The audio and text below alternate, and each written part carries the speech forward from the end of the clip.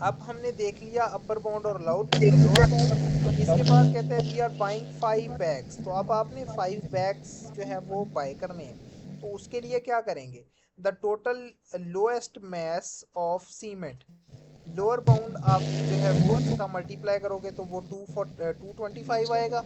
अगर आप उसका ग्रेटर जो है वो एस्टिमेट या अपर बाउंड यूज करें तो उसका आंसर आ रहा है आपके पास क्या, 275, राइट। अब ये दो वैल्यूज आ रही हैं, ओके। इसका मतलब है हम इसको आपका, प्लस और माइनस नहीं करते थे नहीं नहीं, आप देखो इन ना दोनों प्लस को? माइनस करके तो 45 और 55 आ गया ना। अब जी। हम क्या कह रहे हैं कि आपका जो टोटल मैस है 5 kgs, 5 बैग्स हम जो है वो बाय कर रहे हैं ना, उसके अंदर अगर आप लोअर जो है वो बाउंड को यूज करें तो आपके पास इतना मैस आएगा। अगर आप अपर बाउंड को यूज करें तो आपके पास इतना मैस आएगा।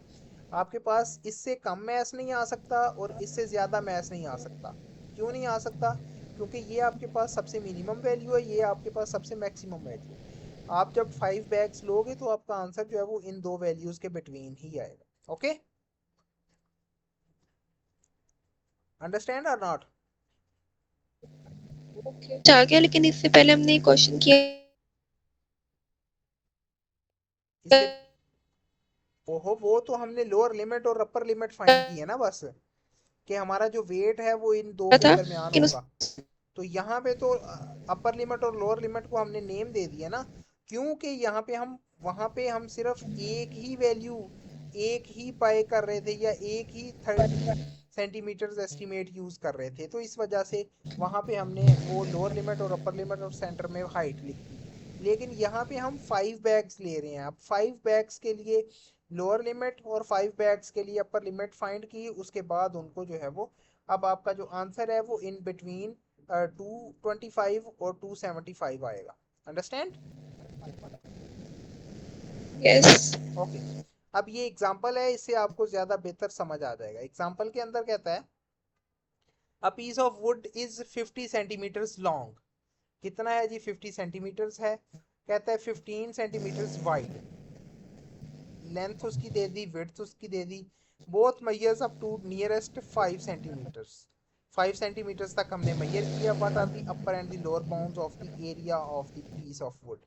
अब आपने एरिया के अपर और लोअर बाउंड्स फाइंड करने हैं। तो देखो, द डिग्री ऑफ एक्यूरेसी कितनी दी हुई है, 5। अगर आप इसका हाफ करें तो क्या बन जाएगा, 2.5। Is it okay? जी। अब कहता है which can be use to obtain the lower and upper bound for the length and width. अगर आप लोअर बाउंड फाइंड करना चाहते हैं तो उस लेंथ के अंदर, लेंथ की बात कर रहे हैं अभी, लेंथ का लोअर बाउंड क्या आ जाएगा, 47.5, और लेंथ का अपर बाउंड क्या आ जाएगा, 52.2। अंडरस्टैंड?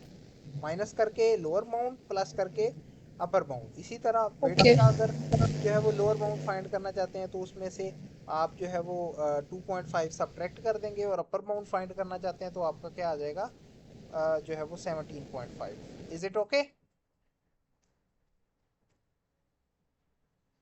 यहाँ तक कोई प्रॉब्लम है तो मुझे बताओ।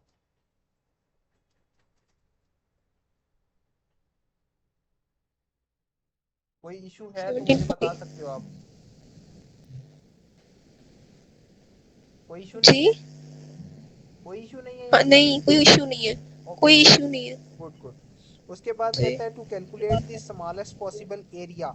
अब स्मॉलेस्ट पॉसिबल एरिया फाइंड करने के लिए आप दोनों का स्मॉलेस्ट या लोअर बाउंड यूज करोगे। तो इसका लोअर बाउंड क्या है, 47.5, इसका लोअर बाउंड क्या है, 12.5। दोनों को मल्टीप्लाई किया तो ये आपके पास एरिया का लोअर बाउंड निकल आया। इसी तरह अगर लेंथ का अपर बाउंड मल्टीप्लाई करो with the width upper bound तो आपके पास एरिया का अपर बाउंड निकल आएगा। To calculate the largest possible area या अपर बाउंड ऑफ एरिया। अब इसका मतलब एरिया का जो लोअर बाउंड है वो ये आ गया, जो अपर बाउंड है वो ये आ गया। यहाँ तक कोई इशू है तो मुझे बताओ।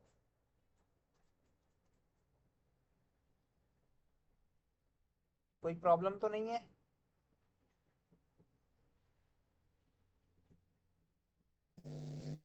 कोई इशू है तो मुझे बता दो। आगे जाती है। सॉरी? आपकी बात बीच में ना थोड़ी थोड़ी आती है, फिर सारी चली जाती है, फिर आती है अभी दोबारा। मेरी आवाज क्लियर आ रही है आपको? जी।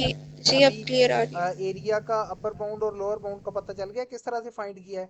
Lower bound of length multiply by जी लोअर वो बाउंड समझ आ ऑफ गया। विड्थ, तो लोअर मल्टीप्लाई बाउंड कर ऑफ देना। एरिया आ जाएगा, और इसी तरह से yes. Upper bound of area आ जाएगा जी अगर आप अपर बाउंड्स को मल्टीप्लाई करोगे। जी। तो यही आपके पास मेन जो था वो टॉपिक था। अभी इसको ओके। इसमें से जो है ना फर्स्ट 5-6 क्वेश्चंस जो हैं वो आपके पास राउंड ऑफ के हैं। उसके बाद आपने जो है वो, हाँ, ये क्वेश्चंस जो हैं वो अभी आप करके मुझे दिखाओगे, तो फिर आप जो है वो नेक्स्ट करेंगे। और ओके। मैं कुछ जो है वो इसकी जो है ना वर्कबुक भी देखता हूँ जिसमें जो है ना वो लोअर बाउंड और अपर बाउंड यूज हो रहे हैं। ओके, अब अगर ओके। आपके पास आ जाए अभी कि 5.3 जी। ओवर 2.9 समथिंग इस तरह से, तो अगर आपने अपर बाउंड फाइंड करना है तो इसका मतलब है कि आपकी ऊपर वाली वैल्यू ग्रेटर होनी चाहिए। इसका मतलब ऊपर वाली वैल्यू का आप अपर बाउंड लोगे, नीचे वाली वैल्यू का लोअर बाउंड लोगे, दोनों को डिवाइड करोगे और आपका आंसर मैक्सिमम आ जाएगा। अगर आपने लोअर बाउंड फाइंड करना है तो न्यूमिनेटर आप छोटा लोगे, डिनोमिनेटर आप बड़ा लोगे, तो आंसर आपका छोटा आएगा, तो वो आपका लोअर बाउंड आ जाएगा। तो इस तरह से अभी आप जो है ना वो इस क्वेश्चन नंबर 1 to 7 इनको सॉल्व करके मुझे सेंड करोगे, ठीक है?